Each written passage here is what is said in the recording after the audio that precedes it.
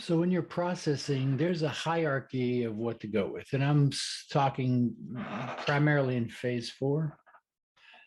Um, if you get an image, if a client reports an image, I always go with the image because if you do another set, that image is usually gone and it doesn't usually come back. It's sort of like a dream. If you don't write that dream down, it's gone. You don't remember it, it's gone.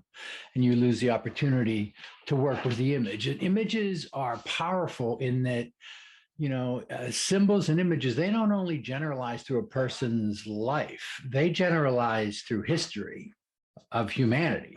So they're highly generalizable and they're very powerful. So no matter what the client's talking, if their body's tight, if there's an image mixed in there, I go with the image. So I think that's the rule number 1. If you hear an image, go with the image. The second thing is if you're just starting phase 4, just a negative material, you just want to get through it. So I try not to, you get a suds. If they're upset, I can see they're upset.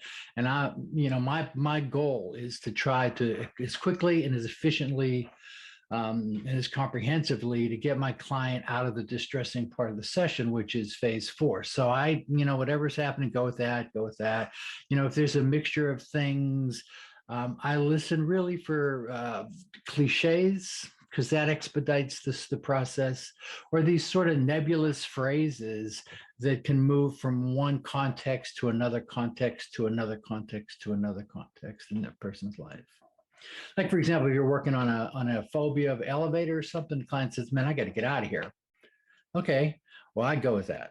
If that's mixed in, like, geez, I was afraid, that elevator was sort of freaking me out. Once I was in there, like, I had to get out of there. This lady was staring at me and I was starting to sweat. I'm going with, I got to get out of here.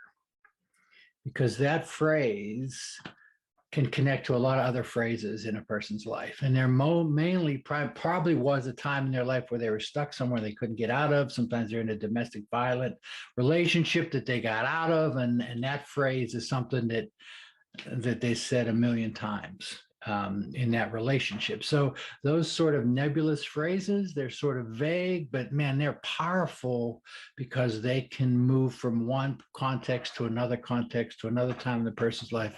And I listen for those. In fact, in my trainings, I've been collecting those for about 10 years, those phrases, and I have pages of them. And they don't sound like much, but boy, they sort of bounce around through a client's life.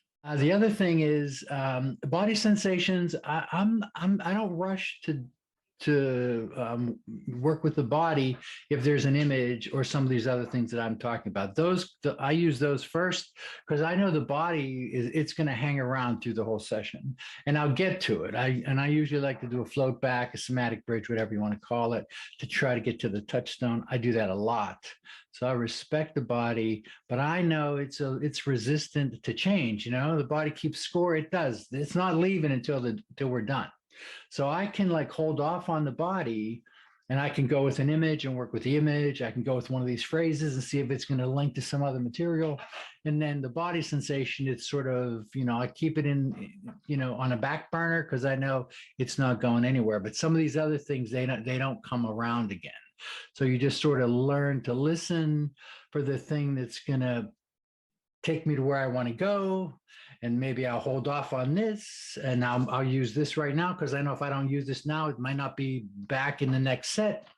So those are just some strategies when you're thinking about what should I go with in phase 4. A lot of it's just straightforward. Go with that, blah, blah, blah, go with that, and you're kind of moving along.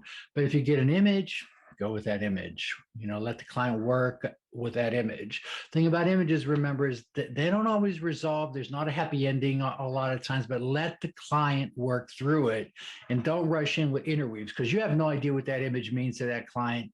They know.